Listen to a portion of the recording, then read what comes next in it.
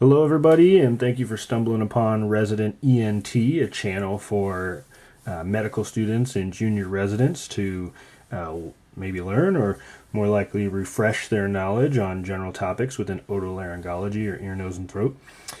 In my first video, I had mentioned that I wanted these videos to be about 2 to 3 minutes long, and I lied. My first one was really long. It was about 14 minutes. So just to be true to my word, I wanted to give you an abbreviated version of the first topic, which is cervical fascia. So just to bring back in what we talked about in the other video, but a little bit quicker. The cervical fascia has a superficial layer and then lots of deep layers. So the first thing that we're going to look at here on the picture is the black line, which represents the skin. Just underneath that, we're going to have the subcutaneous fat.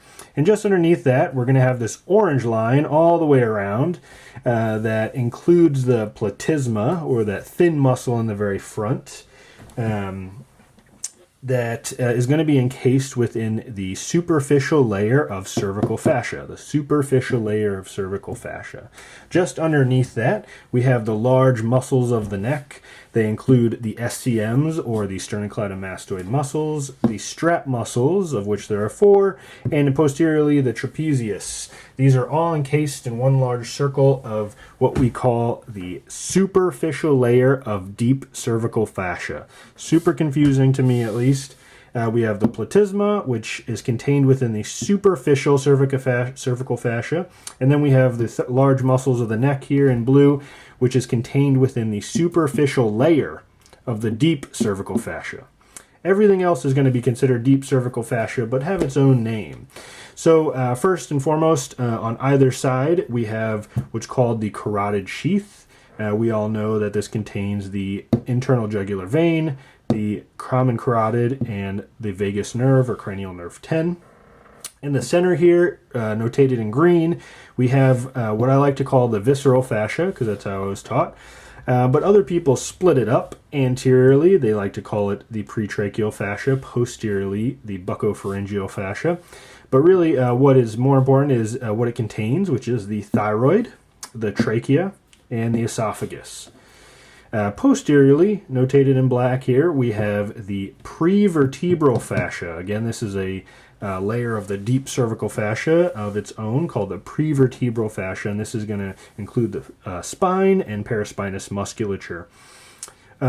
The most important thing to really take away from this, because it's very confusing, is in between the visceral fascia and the prevertebral fascia is another layer here that we notated in orange called the alar fascia, or more commonly known as the party wall.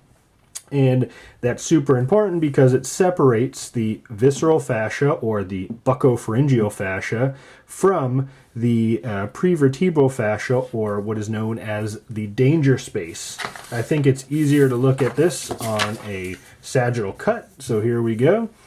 Again in green, we have the visceral fascia, and again in black, we have the prevertebral fascia. Right in between the two in red, we have the alar fascia, or the party wall, and you can see just behind the esophagus and the buccopharyngeal fascia / visceral fascia, we have what's known as the retropharyngeal space, which commonly has lymph nodes within it, more common in the pediatric age group. And so this again is known as the retropharyngeal space, separated, or the space in between the party wall and the visceral fascia.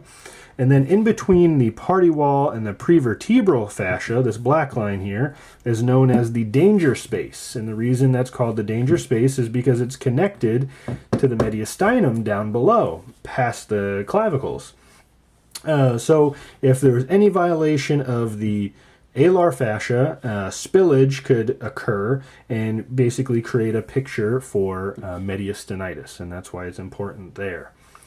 So again, I hope this was just a nice quick little refresher. We'll show these pictures one more time. Superficial cervical fascia, superficial layer of the deep cervical fascia, visceral fascia, carotid sheaths, alar fascia, or more commonly the party wall, and then the prevertebral fascia.